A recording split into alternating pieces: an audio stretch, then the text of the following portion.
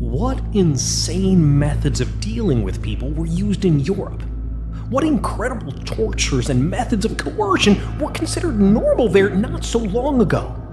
I will tell you about the wildest devices, procedures, and techniques that will shock absolutely anyone.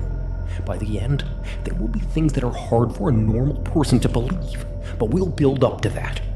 So, the heretic's fork. 4 spikes, 2 pressed into the chin, 2 into the chest, prevented the victim from making any movement with their head, even simply lowering it.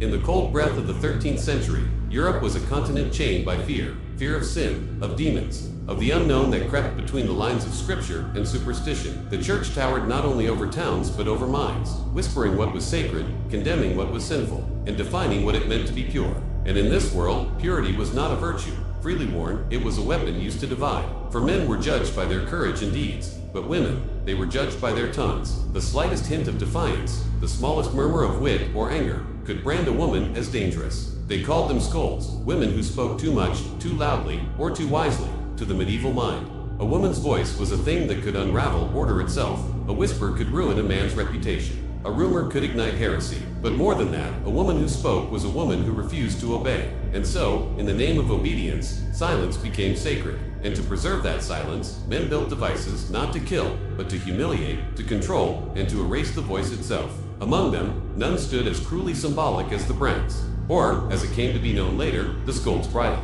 The Scold's Bridle was born in the iron workshops of Northern Europe and Scotland, in England, and soon across the Low Countries. The earliest written records of it appear in the late 1500s, but its spirit, the desire to muzzle women, was far older. Blacksmiths were instructed to forge a contraption that could fit tightly over a woman's head, with straps of iron locking around the skull, cheeks, and mouth. In the center, a small cruel piece, a tongue plate, would be pressed into her mouth. Some were lined with spikes that bit into the flesh if the wearer dared to move her tongue. Imagine the sound. The ring of hammer on anvil as sparks flew, shaping a cage not for beasts but for the human voice. Each bridle was unique, custom-made for its victim, some simple, others ornamented with grotesque masks of demons or animals, mocking the woman beneath. Often, a bell was attached to the top so that when she walked through the village, the people could hear her coming, the sound of her own shame announcing her dot in official records. The punishment was described as for the correction of troublesome women. In truth, it was a public ritual of domination. The condemned woman would be dragged through the marketplace or chained to the pillory.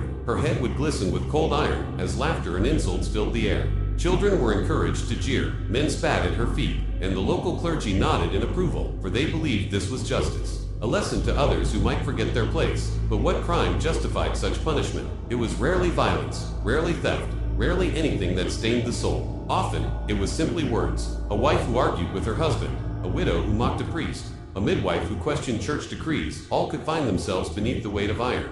Some women wore it for an hour, others for days. A few never removed it again, dying not from the wounds it caused, but from the infection of despair. The Scold's Bridle was not merely a device of pain. It was a message, a declaration that in medieval society, control was maintained not by swords, but by silence.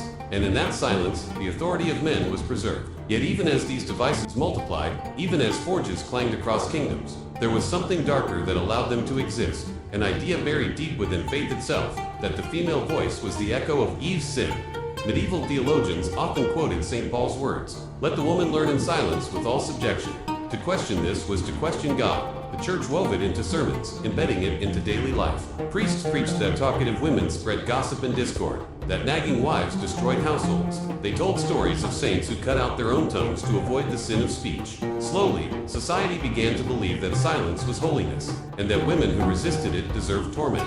This belief shaped the law. Town councils, influenced by clergy, passed ordinances granting magistrates the right to punish common scolds. In some places, the punishment was the ducking stool, plunging the accused into icy rivers until her voice froze to silence. In others, it was the bridle, the ultimate symbol of suppression. Men began to fear not witches or thieves, but words. And thus, Europe entered an age where iron became theology. But the story of the Scold's Bridle does not belong to the church alone. It belongs also to a society that found entertainment in cruelty. In the marketplaces of Edinburgh, in the small towns of Yorkshire, in the cobbled streets of Nuremberg, crowds gathered to witness women paraded in their rock. These spectacles were not hidden. They were theater lessons for daughters and warnings for wives. And when the bell rang from the bridal's crown, the people would know that order had been restored. Still, there were moments of quiet rebellion. In some towns, sympathetic neighbors slipped water or bread to the punished. Records speak of priests who later repented, admitting that the bridal's cruelty did not correct, but only hardened the heart. And as the Renaissance dawned and learning spread, new voices began to question whether silence truly meant virtue. Yet, for centuries, the iron voice of patriarchy rang louder. Each scold's bridal told a story of its own. One preserved in the Tolbooth Museum of Aberdeen bears a rusted inscription, "Chasten thy tongue, woman, lest it be thy ruin." Another, from Birmingham, bears ornamental horns, symbolizing the shrew or scold as a beast to be tamed. The craftsmanship was astonishingly detailed, a paradox of beauty and brutality, iron polished like jewelry, but made for degradation. The same blacksmith who forged a knight's sword might the next day build a woman's cage. And that is perhaps the darkest truth, that these devices were not made by monsters, but by ordinary men. To them, it was not torture. It was discipline, sanctioned by custom and creed. In their minds, they were preserving harmony. But harmony built on silence is not peace. It is obedience disguised as order. The device spread across Europe. In Germany, it was known as the Schandmesser, the Mask of Shame. In France, Le Bras du Sceau. Each culture gave it a different face, but the same purpose. By the 1600s, the scold's bridle had become as common a punishment as the stocks. Town archives in Newcastle list dozens of cases. Anne Bit, for loud and clamorous tongue, said in the Branks, Marjorie Johnson, 4 foul words against her neighbor, bridled for an hour. None of these women were accused of witchcraft, theft, or treason. Their crime was speech itself. By the dawn of the Enlightenment, whispers of reform began to stir. Philosophers and early feminists condemned the bridle as barbaric, a relic of ignorance. But the damage had been done. Generations of women had been taught that words could bring iron, that thought itself could lead to pain. And so, silence continued, passed down not through laws, but through fear. Today, the surviving scold's bridles rest behind glass, relics of an age both distant and disturbingly familiar. Their rusted curves still glint faintly, as if holding the memory of those who wore them. Tourists gaze upon them with morbid curiosity, forgetting that once these were not museum pieces, but instruments of law and faith. The air around them still seems to hum with the faint echo of their victims' voices, voices that were never meant to be heard. And as the camera would fade to black, the narrator's voice lingers. In the end, it was not iron that silenced them, but the belief that silence was righteous. The scold's bridle was not the only cage forged for the female body. Across the courts and torture chambers of Europe, new inventions appeared, each devised not merely to punish crime, but to enforce obedience. To understand why they existed, one must step into the mind of an age that believed virtue could be beaten into flesh, that faith could be proven by suffering, and that fear could preserve order where mercy could not. The Middle Ages were ruled by hierarchy, God above king, king above lord, husband above wife. Beneath that fragile pyramid lay the unspoken law that held it all together. A woman's duty was to obey. When obedience faltered, when speech became defiance, the world responded not with argument, but with instruments. These machines of torment were not crude improvisations. They were symbols of a civilization convinced that pain was purification. The ducking stool was among the earliest. It seemed almost innocent compared to later horrors, a simple wooden chair fixed to the end of a long beam above a pond or river. Yet its purpose was humiliation as much as injury. Common scolds and brawling women were bound to the chair, their skirts tied down and slowly lowered into the freezing water before the eyes of their neighbors. The crowd would jeer as the woman gasped for breath. The magistrate would nod gravely and raise her again, only to plunge her once more beneath the surface. Each submersion was a sermon. Let no woman raise her voice again. In towns like Canterbury, Nottingham, and Edinburgh, civic records coldly list these events, sometimes noting that the offender did confess her sin of railing. It was confession by drowning. To a modern ear, such punishments seem the acts of Satan, but to the medieval magistrate, they were moral theater, visible proofs that authority still ruled the street. Public punishment taught obedience more effectively than law. When a wife saw her neighbor hauled through the market square, gagged or dripping from the pond, she learned the lesson before the lash ever reached her dock. And yet the ducking stool was only the prelude. By the late 15th century, as superstition deepened and Europe shuddered through plague, famine, and war, fear sought darker tools. The church, struggling to maintain its power, began to brand certain women as the source of calamity, witches, heretics, sinners whose bodies supposedly carried Satan's mark. The result was an age of inquisitors and instruments. Among the most infamous was the Iron Maiden, a towering sarcophagus of metal, shaped like a human figure, its inner walls studded with spikes. Legend places its creation in Nuremberg. though historians now debate whether the earliest maidens were truly used or merely imagined as warnings. But imagination alone can be a weapon. The idea of the Iron Maiden, a coffin that punishes speech and sin, haunted Europe's nightmares. Some accounts describe victims locked within, while spikes pierced their flesh just deeply enough to draw blood without killing, leaving them to suffocate slowly in darkness. Whether myth or memory, the Maiden embodied a truth about medieval justice. That spectacle mattered more than survival. Not all tortures killed. Many simply displayed. The shame mask, worn throughout Germany and Austria, turned humiliation into ritual. These were iron visages shaped into grotesque caricatures, long tongues for gossips, pig snouts for gluttons, donkey ears for fools. The wearer was paraded through town, bells jingling, laughter following. The pain was not physical, but social, the collapse of dignity before one's peers. Women accused of vanity, adultery, or gossip were the most common targets. The message was clear. A woman's face, once unveiled, could be turned into her own prison. Then there was the pear of anguish, one of the most disturbing devices ever imagined. Small enough to fit in the palm, it opened into 4 metal leaves when a screw was turned. Variants existed for mouths, for rectums, for vaginas, each expanding until flesh tore. Many of these designs appeared in later centuries and were used selectively during interrogations, especially under witch trial hysteria. The church insisted it sought truth. The device guaranteed silence. It symbolized how medieval law viewed confession, not as revelation but as conquest, the breaking of the body to prove the righteousness of authority. Each instrument reflected the same obsession: to control the female body through pain, to sanctify obedience through fear. From Florence to York, prisons and manors kept such tools as part of civic equipment. Town budgets record payments to blacksmiths. For the making of a brank, 2 shillings. For the repair of a stool, 3. The bureaucracy of cruelty was meticulous. Torture was not chaos, it was order given shape in iron and wood. Behind the forge and the courtroom stood the pulpit. Priests thundered. That woman was the gateway of the devil. In 1486, the Malleus Maleficarum, the Hammer of Witches, was published by Inquisitors Kramer and It declared that women were more credulous and more carnal, thus more susceptible to Satan. Across Germany, France, and Scotland, its words became doctrine. Women who healed with herbs, midwives who delivered babies, widows who lived alone, all became potential enemies of God. The instruments of correction soon became instruments of annihilation. Torture chambers filled with the cries of those accused. Few confessions were genuine. Most were torn from the body through pain. A woman who refused to speak was stretched on the rack until joints snapped or branded with irons, sanctified by priests. But still, specific devices were designed for women because their supposed sins were bound to their sex. The pear of anguish for unchastity, the breast ripper claws heated until they glowed, the Spanish tickler dragging flesh from bone, each justified as a defense of virtue. The paradox of the age was staggering. In the name of purity, they defiled. In the name of faith, they tortured. Not every region was equally cruel. In southern Europe, inquisitors favored fire. In the north, humiliation. English law prized public exposure. The pillory, the cage, the walk of shame. German cities embraced mechanical ingenuity, turning torture into art. In all cases, though the victims were overwhelmingly female, records from Bamberg 1628 show 95 women executed for witchcraft to only 6 men. In Scotland, estimates rise to over 2,000. Behind each number was a name erased, a life reduced to confession and ashes. The psychological design of these devices was deliberate. They punished not only the individual, but the imagination of everyone who watched.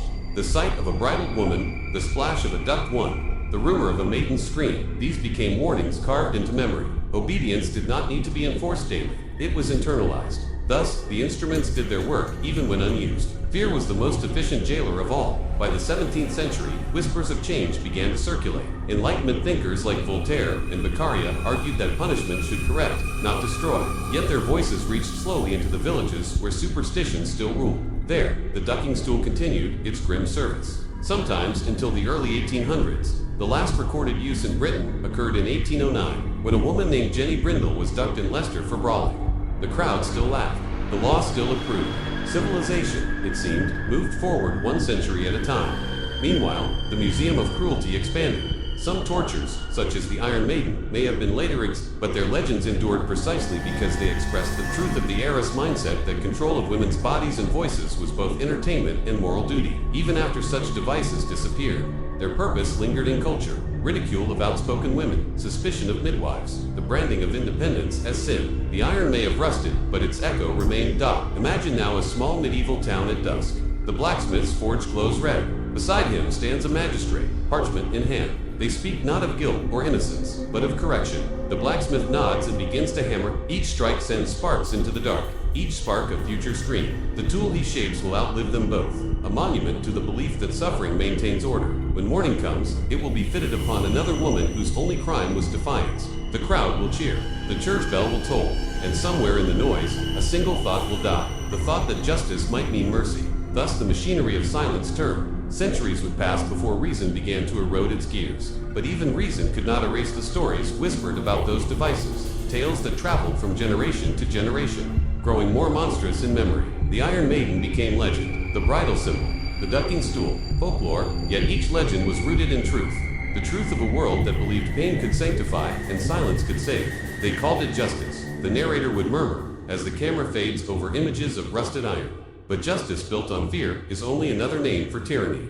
When the flames of the medieval age began to dim, when science and reason slowly dawned across Europe, one might imagine the screams had stopped, that the age of the bridal and the maiden had ended. Yet the truth was crueler. The devices were gone, yes, but the idea behind them, the idea that a woman's voice was dangerous, her independence, a threat, endured like rust beneath the paint of progress. The tools changed shape. The iron mask became law, custom, and expectation. Silence, once forced by metal, was now enforced by morality. As the Renaissance gave way to the Enlightenment, cities gleamed with knowledge and art. But in the dim corners of those same cities, the ghosts of medieval justice lingered. The scold's bridle, the ducking stool, the shame mask, they became curiosities, locked away in chambers of history. Yet every woman who dared to speak too freely, to challenge her husband or question her priest, felt their shadow still. The physical torture had ended, but social punishment remained alive and sharpened. A whisper could still destroy a reputation. A rumor could still cage a life.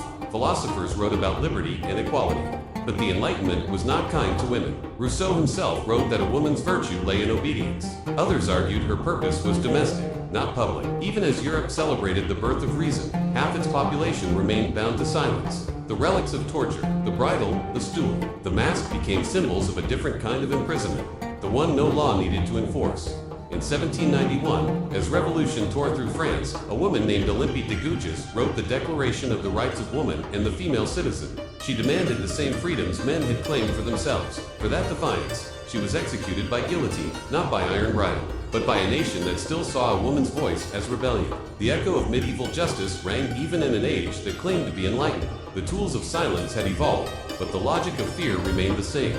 And still, the remnants of those instruments survived in the public imagination. Museums began to collect them. The Iron Maiden of Nuremberg, the shame masks of Bavaria, the bridles of Scotland. Visitors stared, horrified yet fascinated, at the artistry of cruelty. Some questioned whether such things could be true. Others defended them as necessary evils of a darker time. But the danger of remembering without understanding is simple. History repeats itself, not in the same form, but in the same spirit. As centuries turned, the Industrial Revolution brought new power, new wealth, and new hierarchies. The iron that once silenced women was now forged into machines that defined society itself. Women entered factories, worked beside furnaces, spun cotton, and stoked engines. They gained a voice in labor, in protest, in print, but each step forward was resisted by the same ancestral fear that women with voices would unmake the order of the world. Newspapers mocked them as scolds and witches, just as their ancestors had been mocked in the town squares of England.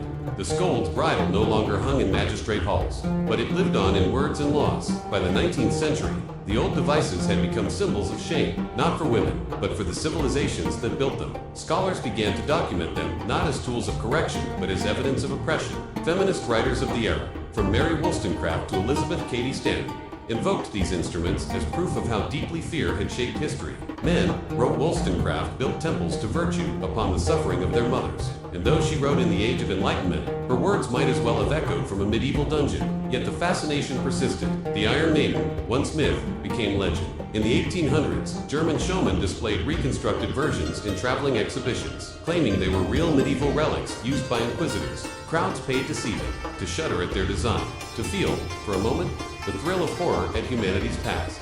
Ironically, the device meant to silence women had become entertainment. The cruelty that once hid behind faith now wore the costume of curiosity. But among scholars, truth was more complex. Modern historians now know that many such devices were exaggerated or misinterpreted.